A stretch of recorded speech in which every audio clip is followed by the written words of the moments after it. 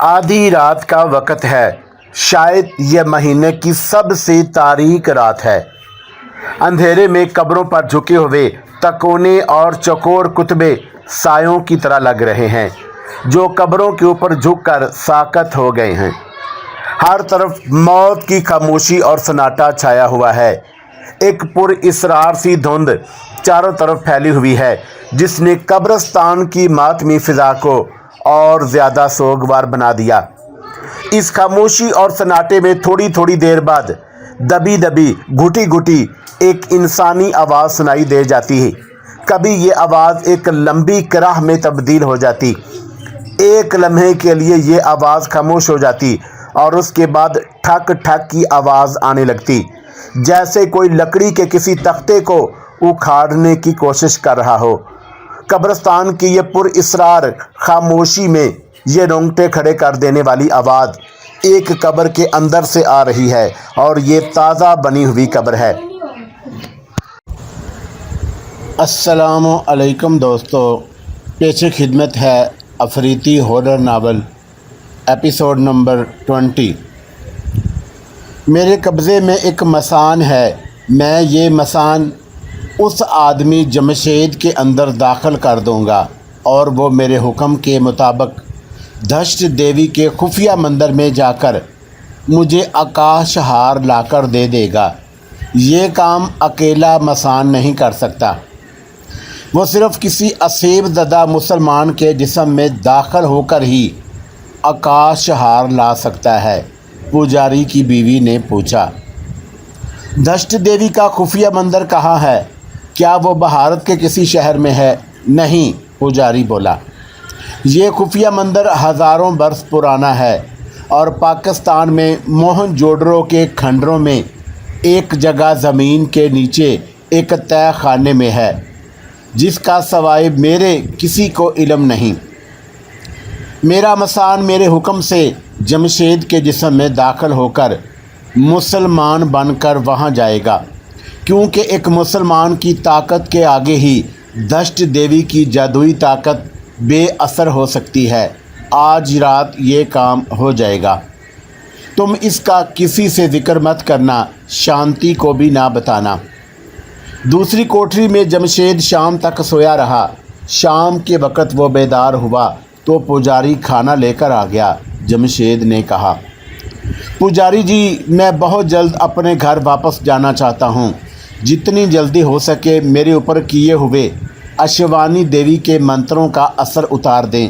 पुजारी बोला, सूरज छुप गया है, तुम खाना खा लो। इसके बाद मैं तुम्हें अपने साथ शवानी देवी के स्थान में ले चलूँगा और अपना अमल करके तुझ पर किए गए अशवानी देवी के मंत्रों के असर को ख़त्म कर दूँगा। फिर तुम बेफिक्र होकर अपने घर चले जाना।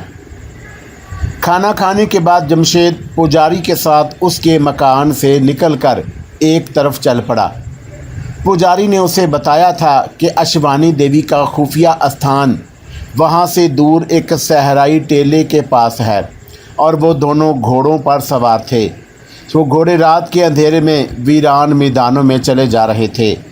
1 घंटे का सफ़र तय करने के बाद छोटे बड़े बंजर टेलों का सिलसिला शुरू हो गया। सारा इलाका अंधेरी रात में खामोश और वीरान था। एक टेले के पास आकर पुजारी बोला, अशवानी देवी का खुफिया स्थान इस टेले के गार में है। ये कर पुजारी घोड़े से उतर गया। जमशेद भी घोड़े से उतर आया। उन्होंने अपने घोड़े वहीं छोड़े और टेले की ढलान की तरफ बढ़े। टेले की ढलान में एक जगह कुदरती गार का छोटा सा दहाना बना हुआ था, जिसको जंगली झाड़ियों ने ढांप रखा था। पुजारी ने कहा, घबराना बिल्कुल मत, मैं तुम्हारे साथ हूँ। जमशेद खामोश रहा। वो इस मुसीबत से जल्दी निजात हासिल करना चाहता था, ताकि अपने शहर में जाकर नई और नेक ज़िंदगी का आगाज़ करें। पुजारी और जमशेद गार में दाखिल हो गए। पुजारी ने मोमबत्ती रोशन करके हाथ में थाम रखी थी। उसकी रोशनी में वो आगे बढ़ रहे थे। पुजारी ने एक बड़े ख़तरनाक मसान को अपने जादू के ज़रिए काबू करके एक काली हांडी में बंद करके उस गार में एक जगह दफन किया हुआ था। ये मसान भी 10 कदम आगे अपने ही मसान की खतरनाक बदरू था और उसका नाम यक्षण भूत था। यक्षण भूत पूरी तरह से पुजारी के तिलस्म के कब्जे में था। गार में एक ऐसी जगह आ गई जहां गिर्द आलूद सीढ़ियां नीचे उतरती थी। पुजारी वहीं रुक गया और उसने जमशेद से कहा, तुम यहीं ठहरो। अश्वानी देवी की मूर्ति नीचे तय खाने में है, मैं वो मूर्ति लेकर आता हूँ। उस मूर्ति को सामने रखकर मैं एक ख़ास मंत्र पढ़कर फूंकूंगा और उसके साथ ही तुम्हारे ऊपर किए गए मंत्रों का असर हमेशा के लिए ख़त्म हो जाएगा। जमशेद बोला, देर ना लगाना। पुजारी ने कहा, फ़िक्र ना करो, मैं जल्दी मूर्ति लेकर आता हूँ। पुजारी ने मोमबत्ती एक जगह पत्थर पर लगा दी और ख़ुद पत्थर की पुरानी गिर्द आलूद सीढ़ियाँ उतर कर नीचे चला गया। नीचे एक छोटा सा तय खाना था। यहाँ एक कोने में मिट्टी की छोटी सी ढेरी बनी हुई थी। पुजारी ने जल्दी जल्दी मिट्टी हटाई। नीचे से एक हांडी निकल आई। हांडी का मुंह बंद था। पुजारी ने हांडी सामने रख ली और एक मंत्र पढ़कर उस पर फूंका। हांडी का ढकना अपने आप ऊपर उठकर नीचे गिर पड़ा और उसके अंदर से स्याह धुएं का एक गोला निकलकर हांडी के ऊपर गर्दिश करने लगा। धुएं के गोले में से खरखराहट की ऐसी आवाज़ निकल रही थी जैसे कोई आदमी इंतहाई तकलीफ़ की हालत में ज़िंदगी के आखिरी सांस ले रहा हो। पुजारी ने कहा, यक्षण भूत, मेरी हुक्म से हाज़िर हो जा। पुजारी का हुक्म सुनकर स्याह धुएं का गोला एक लहर की शक्ल इख्तियार कर गया। फिर उस लहर ने एक मसान की शक्ल बदल ली। ये अपने मसान की बदरू यक्षण भूत था। उसकी शक्ल इतनी डरावनी थी कि एक बार तो पुजारी के बदन में भी खौफ की लहर दौड़ गई। यक्षण भूत का स्याह फाम जिस्म एक बड़ी छिपकली जैसा था। नोकेले पंजों वाले हाथ छोटे बाजुओं के साथ लगे हुए थे और पंजों पर से खून टपक रहा था। घुटी हुई गर्दन पर बड़ी छिपकली जैसा सर लगा था। आँखों के सुर्ख ढेले अपने हलकों से बाहर निकले हुए थे। होंठ गायब थे। उनकी जगह ऊपर नीचे नोकीले दांत ही दांत थे जो खून से सुर्ख हो रहे थे। सर के ऊपर काले बाल कांटों की तरह खड़े थे। दांतों के दरमियान से धुएं की हल्की हल्की लहरें बाहर निकल रही थी जैसे उसके अंदर आग भड़क रही हो। ये मसान यक्षण भूत था। यक्षण भूत ने नोकीले खून और दांतों के होंठ ऊपर नीचे उठाते हुए खरखरी आवाज़ में कहा, मुझे किस लिए बाहर निकाला है? पुजारी ने कहा, जिस मकसद के लिए मैंने तुम्हें अपने कब्ज़े में कर रखा है, आज तुम मेरा वो मकसद पूरा करोगे। तुम यहाँ से मोहनजोदड़ो के खंडर के नीचे धष्ट देवी के खुफिया मंदिर में जाओगे और उसके गले में पड़ा हुआ वो आकाश हार लाकर मुझे दोगे जो वो सोमनाथ के मंदिर से चुरा कर ले आई थी। यक्षण भूत के मुंह से धुएं का गुबार निकला।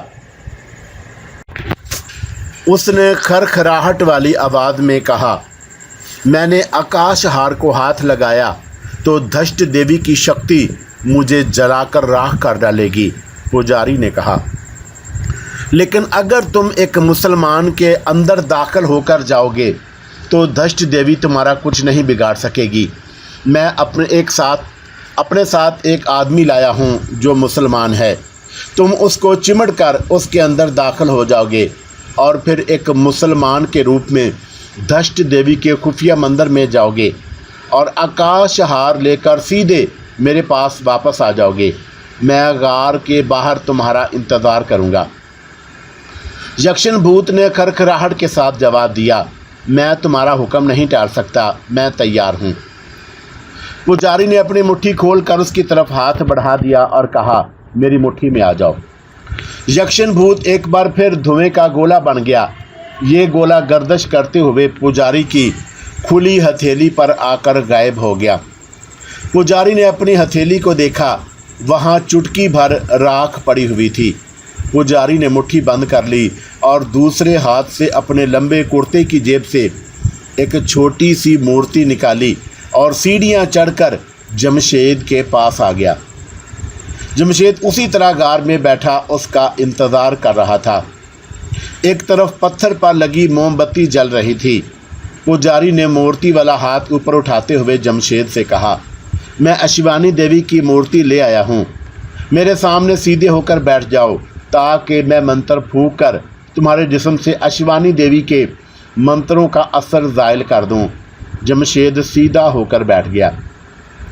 पुजारी के एक हाथ में मूर्ति थी, यक्षण भूत की राख वाली मट्टी उसने बंद कर रखी थी। उसने एक ख़ास मंत्र का जाप शुरू कर दिया। जब एक ख़ास गिनती पूरी हो गई तो मुट्ठी खोलकर यक्षण भूत की राख जमशेद के चेहरे पर मारी। यक वक्त जमशेद को ऐसे लगा जैसे उसके जिस्म के अंदर आग भड़क उठी हो। वो उछल कर खड़ा हो गया। पुजारी भी उठ खड़ा हुआ। दूसरे लम्हे जमशेद अपना आप मुकम्मल तौर पर फरामोश कर चुका था। ख़तरनाक मसान यानी यक्षण भूत जमशेद के जिस्म में दाखिल होकर उसकी रूह उसके दिलो दिमाग पर कब्ज़ा कर चुका था। अब वो जमशेद नहीं था, यक्षण भूत था।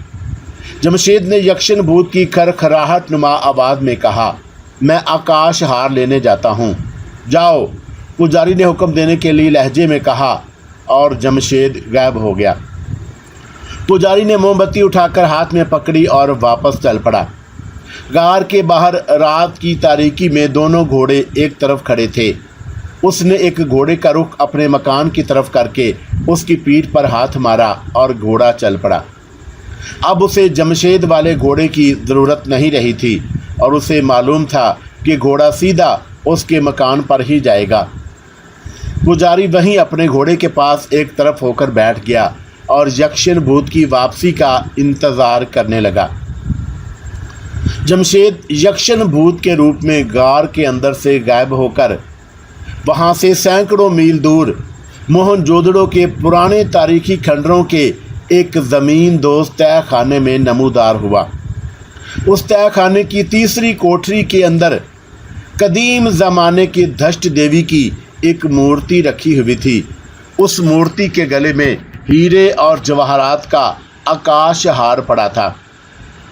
जमशेद मूर्ति के सामने जाकर खड़ा हो गया। वो उस वक़्त जमशेद नहीं था बल्कि यक्षण भूत था।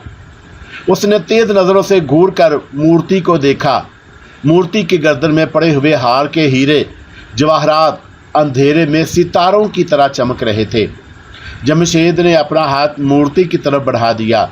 मूर्ति अपनी जगह पर कांपने लगी, मगर जमशेद ने अपना हाथ पीछे ना किया। उसके अंदर के यक्षण भूत को यकीन था कि ये एक मुसलमान का हाथ है और दष्ट देवी उसे रोक नहीं सकेगी। जमशेद ने आकाश हार को अपनी गिरफ्त में ले लिया। दष्ट मूर्ति एक बार ज़ोर से लर्ज़ कर साकत हो गई। जमशेद ने आकाश हार उसके गले से उतार लिया और उसके साथ ही गायब हो गया। पुजारी गार के बाहर जमशेद यानी यक्षण भूत का इंतज़ार कर रहा था। जैसे ही जमशेद गैब से ज़ाहिर हुआ, पुजारी उठकर उसकी तरफ बढ़ा। क्या आकाश हार ले आए हो? जमशेद ने हार निकालकर पुजारी के सामने कर दिया। हार को देखते ही पुजारी की आंखें चकाचौंध हो गईं। उसने हार जमशेद के हाथ से ले लिया और उसे गौर से देखने लगा। जमशेद उसके सामने खामोश खड़ा था। उसने यक्षण भूत की आवाज़ में पूछा, क्या मैं अपने गार में चला जाऊं? पुजारी ने पहले से सोच रखा था कि जमशेद के साथ उसने क्या सलूक करना है। वो जमशेद को उसकी असली हालत में भी नहीं छोड़ सकता था और यक्षण भूत को भी उसके अंदर ज़्यादा देर तक नहीं रखना चाहता था, क्योंकि ऐसी सूरत में यक्षण भूत एक ख़ास वक़्त गुजरने जाने के बाद तिलस्मी अमल के मुताबिक पुजारी का दुश्मन बनकर उसे और उसकी बीवी बच्चों को हलाक कर सकता था। और अगर वह यक्षण भूत को जमशेद के जिस्म में से निकाल कर जमशेद को उसकी असली हालत में वापस ले आता है तो जमशेद के अंदर सरायत किया हुआ अशमानी का मंत्र पुजारी के लिए ख़तरनाक साबित हो सकता था, क्योंकि धष्ट देवी का हार चुरा कर ले जाना अशिवानी देवी और दूसरे पाताल के देवताओं के लिए एक ऐसा जुर्म था जिसको माफ़ नहीं किया जा सकता था। चुनाचा पुजारी ने जमशेद को खूनी असेब के हवाले करने का फैसला कर लिया था। पुजारी ने अपने इस मंसूबे पर अमल करते हुए जमशेद के अंदर छुपे हुए यक्षन भूत से कहा, गायब होकर मेरे साथ चले आओ। जमशेद उसी वक्त गायब हो गया। पुजारी घोड़े पर सवार हो गया। आकाश हार उसने अपने लंबे कुर्ते के अंदर वाली जेब में छुपा लिया था। पुजारी अपने गांव की तरफ चल पड़ा। यक्षन भूत जमशेद के रूप में गायब होकर पुजारी के साथ साथ जा रहा था। वो पुजारी को दिखाई नहीं दे रहा था। पुजारी को यक्षन भूत की बू बराबर आ रही थी। पुजारी के गांव के बाहर एक पुराना कब्रिस्तान था। वहां आकर पुजारी ने घोड़े को रोक लिया और बोला, यक्षन तुम यहाँ मेरा इंतज़ार करो जब तक मैं ना आऊँ, यहाँ से मत हिलना। यक्षन भूत ने कहा, मैं कब्रिस्तान में ही रहूँगा। पुजारी सीधा अपने घर आ गया। सुबह हो रही थी। उसकी बीवी पूजा पाठ की तैयारी में लगी थी। पुजारी ने जाते ही अपनी बीवी से कहा, मेरे साथ आओ।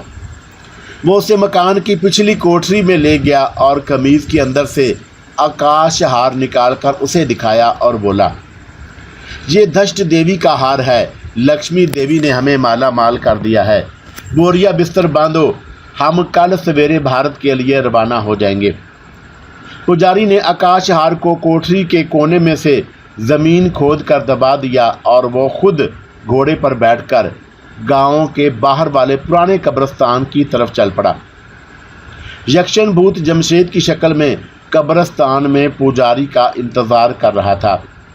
पुजारी यक्षन भूत की बू सूंघता हुआ 12 दरी वाली कब्र के पास आकर बोला, यक्षन क्या तुम मौजूद हो? जमशेद ने यक्षन भूत की आवाज़ में जवाब दिया, हाँ मैं यहीं मौजूद हूँ। पुजारी ने कहा, अब तुम मेरे पीछे पीछे चले आओ। पुजारी यक्षन भूत को साथ लेकर गांव से 3 कोस के फासले पर दरख्तों के एक वीरान झुंड में ले आया, जहां हिंदुओं का मरगट था। यहाँ हिंदू अपने मुर्दे जलाते थे। मरगट में इस वक्त कोई इंसान दिखाई नहीं देता था। हर तरफ खामोशी और वीरानी बरस रही थी। एक जगह ज़मीन से 3 फुट ऊंचा चबूतरा था, जिस पर मुर्दों की राख बिखरी हुई थी।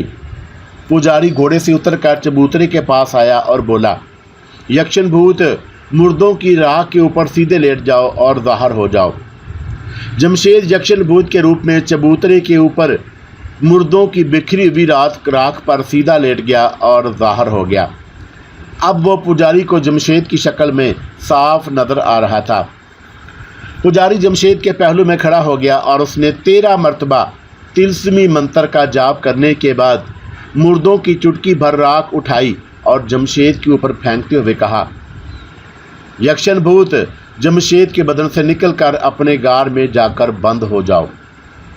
पुजारी की ज़ुबान से इन अल्फाज के निकलते ही जमशेद का जिस्म एक लम्हे के लिए कांपा। फिर उसे एक झटका लगा और यक्षन भूत की आवाज़ आई, गुरुदेव मैंने तुम्हारे हुक्म के मुताबिक इस मनुष्य के जिस्म को छोड़ दिया है और अपने गार में जा रहा हूँ। एक पल के लिए तेज़ आंधी चलने की आवाज़ गूंजी और फिर खामोशी छा गई। यक्षन भूत जमशेद के जिस्म को छोड़कर जा चुका था। मरगढ़ के चबूतरे पर जमशेद बेहोशी की हालत में पड़ा था। पुजारी ने एक लम्हा ज़ाया किए बगैर खूनी असेब का खूनी मंत्र पढ़ना शुरू कर दिया। ये खूनी मंत्र ऐसा था कि जिसको पढ़ते हुए पुजारी अपने सर को दाएं बाएं हिलाता जा रहा था। मंत्र पढ़ते हुए पुजारी की आवाज़ बुलंद होती जा रही थी। फिर उसकी आवाज़ आहिस्ता आहिस्ता नीचे होते हुए मध्यम हो गई। इस दौरान जमशेद का बेहोश और बेहिस्सो हरकत जिस्म 3 बार अपनी जगह से ऊपर को उछला और अपनी असली हालत में आ गया। जब चौथी बार जमशेद का जिस्म चबूतरे से ऊपर उछलकर अपनी असली हालत में वापस आया तो जमशेद ने आंखें खोल दी। उसकी आंखें खून के रंग जैसे सुर्ख हो रही थी। खूनी असेब जमशेद के जिस्म और उसके दिलो दिमाग को अपने कब्ज़े में कर चुका था। अब जमशेद नहीं था, खूनी असेब था। खूनी असेब के रूप में अभी तक उसने सिर्फ अपनी आंखें ही खोली थी और ऊपर दरख्तों के झुंड को मुसलसल तके जा रहा था। पुजारी ने मंत्र पढ़ने बंद कर दिए थे। उसने मुर्दों की राख उठाई, और जमशेद के जिस्म पर फेंक कर पूछा, तुम कौन हो? जमशेद ने डरावनी आवाज़ में जवाब दिया, मैं खूनी असेब हूँ, मुझे क्यों बुलाया गया है? पुजारी ने कहा, मैंने तुम्हें इस आदमी का जिस्म दे दिया है, तुम इस आदमी के जिस्म से कभी बाहर नहीं निकलोगे। जमशेद ने डरावनी आवाज़ में कहा, पुजारी, तुम मेरी खौफनाक शक्ति को नहीं जानते हो। मैं इस आदमी का पेट चाह करके बाहर निकल जाऊंगा। तुम्हारे तिलस्मी मंत्र मुझे इस मिनश के जिस्म में कैद नहीं कर सकते। पुजारी ने राख की चुटकी भरी और मंत्र पढ़कर जमशेद पर डाली और कहा, मैंने तुम पर यक्ष देवता का मंत्र फूंक दिया है। जाओ, मैं तुम्हें यक्ष देवता के नाम पर हुक्म देता हूँ। जाओ और बदरूहों के मरगट में अपना ठिकाना बनाओ। जमशेद ने डरावनी आवाज़ में जवाब दिया, तुम मुझे नहीं जानते, मैं खूनी असेब हूँ। जो मेरे सामने आएगा मैं उसे ज़िंदा नहीं छोड़ूंगा। तुमने मेरी खूनी भूख को बेदार कर दिया है। पुजारी बोला, तुम इस मुल्क में रहने वाले चाहे सारे लोगों का खून पी जाओ, मगर इस आमल जमशेद के जिस्म से कभी बाहर मत निकलना। खूनी असेब जमशेद की शक्ल में उठकर खड़ा हो गया। खड़ा होते ही खूनी असेब की सुर्ख आंखों से खून के कतरे टपकने लगे। उसने डरावनी आवाज़ में कहा, खूनी असेब जिसको चिमट जाता है फिर मर कर भी उसे नहीं छोड़ता। और उसके साथ ही खूनी असेब धुएं की लकीर बनकर सांप की तरह पीछोताब खाता हुआ गायब हो गया।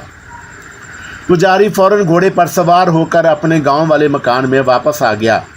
उसी दिन वो अपनी पत्नी, अपनी बेटी शांति और अपने होने वाले दामाद को साथ लेकर भारत को रवाना हो गया। आकाश हार उसने अपने लिबास के अंदर अच्छी तरह से छुपा लिया था। खूनी असेब जमशेद के रूप में गायब होने के बाद उस उजाड़ वीरान इलाके में आ गया जहां बदरूहों का मरगढ़ था। ये जगह संगलाख और भूरे रंग के खुश्क बंजर टेलों के दरमियान एक टूटे फूटे शक्ता खंडर की सूरत में थी, जो न जाने कब से वीरान पड़ा था। उस तरफ से कोई नहीं गुजरता था। लोगों में मशहूर था कि यहाँ रात को मर चुके हिंदुओं की बदरूहें आती हैं और वहाँ से गुजरने वाले इक्का दुक्का मुसाफिर को खा जाती हैं। लोग ये भी कहते थे कि इस खंडर से आधी रात के बाद औरतों के रोने की आवाज़ें आती हैं। ये वीरान शिकस्ता खंडर बदरूहों के मरगढ़ के नाम से मशहूर था। जमशेद खूनी असेब के रूप में उन बदरूहों के मरगढ़ में आकर ज़ाहिर हो गया। देखने में वो जमशेद यानी एक इंसान की शक्ल में था। सिर्फ उसकी सुर्ख आंखों से खून के चंद एक कतरे टपक टपक कर बह रहे थे। जमशेद अब जमशेद नहीं रहा था। वो सर से पांव तक और जिस्म के अंदर तक खूनी असेब के कब्ज़े में था और खूनी असेब ही बन चुका था। खूनी असेब जब तक ज़मीन के अंदर उसकी सबसे निचली तह में सो रहा था, उसकी खूनी भूख भी उसके साथ ही सो रही थी। लेकिन पुजारी ने अपने ज़बरदस्त तिलस्मी मंत्रों से उसे बेदार कर दिया था और उसे ज़िंदा हालत में ले आया था और उसे आमल जमशेद का जिस्म दे दिया था। चुनाचा उसकी पुरानी खूनी भूख भी उसके साथ ही बेदार हो गई थी। खूनी असेब को हर रोज़ एक इंसान की ज़रूरत थी जिसकी खोपड़ी तोड़कर वो उसके दिमाग को खाकर अपनी भूख मिटाता था। बदरूहों के मरगट में ये उसकी ज़िंदा होने के बाद पहली रात थी और उसे इंसानी दिमाग की भूख बेचैन कर रही थी। खूनी असेब में इतनी शक्ति थी कि वो जो शक्ल चाहे इख्तियार कर लेता। मरगढ़ के खंडर की एक कोठरी में आकर वो ज़मीन पर लेट गया। उस कोठरी में एक काला नाग भी रहता था। काले नाग को खूनी असेब की बू आई तो वो कोठरी छोड़कर वीरान टेलों की तरफ भाग गया। खूनी असेब सुर्ख आंखें पूरी खोले अंधेरी कोठरी में ज़मीन पर सीधा बेहिसो हरकत लेटा था और वो ऐसे लग रहा था कि जैसे जमशेद लेटा हो, लेकिन वो जमशेद के रूप में खूनी असेब था। वो जमशेद के जिस्म को अपनी मर्ज़ी के मुताबिक चला रहा था। जब रात का अंधेरा वीरान टेलों और मरगढ़ के खंडर पर छा गया तो खूनी असेब जमशेद की शक्ल में उठा। उसने अपने खून जैसी सुर्ख आंखों से अंधेरी कोठरी की बोसीदा दीवारों और मकड़ी के जालों से भरी हुई छत को देखा। वो अंधेरे में भी देख सकता था। इंसान के दिमाग की भूख ने उसे बेचैन कर दिया। वो मरगढ़ के खंडर से निकला और इंसानों की बस्ती की जानब रात के अंधेरे में चल पड़ा। वो चल नहीं रहा था, बल्कि ज़मीन से 2 फुट बुलंद होकर फिज़ा में तैरता हुआ जा रहा था। वो एक बंजर मैदान से गुजरा। उसे दूर रोशनी दिखाई दी। ये एक छोटा सा गांव था जहां अक़लीती फ़िरके के गैर मुस्लिम लोगों के 2-4 मकान थे। खूनी असेब एक मकान के सामने आकर रुक गया। मकान के बाहर धीमी रोशनी वाली एक लालटेन जल रही थी। मकान का लकड़ी का दरवाज़ा बंद था। खूनी असेब को अंदर से इंसान के जिस्म की बू आ रही थी। इंसानी बू पाकर खूनी असेब की भूख भड़क उठी। उसने आगे बढ़कर मकान के बंद दरवाजे पर हाथ फेरा और उसका कुंडा खटखटाया। अंदर से कोई आवाज़ ना आई। जमशेद यानी खूनी असेब ने दूसरी बार कुंडा खटखटाया तो अंदर से किसी मर्द की आवाज़ आई, आता हूँ भैया। खूनी असेब खामोश रहा। ये गांव के एक हिंदू पंसारी का मकान था जो इस वक्त अपनी कोठरी में खाना खाकर चारपाई पर अभी अभी लेटा था। हिंदू पंसारी ने बंद दरवाजे के पास आकर पूछा, कौन है भैया?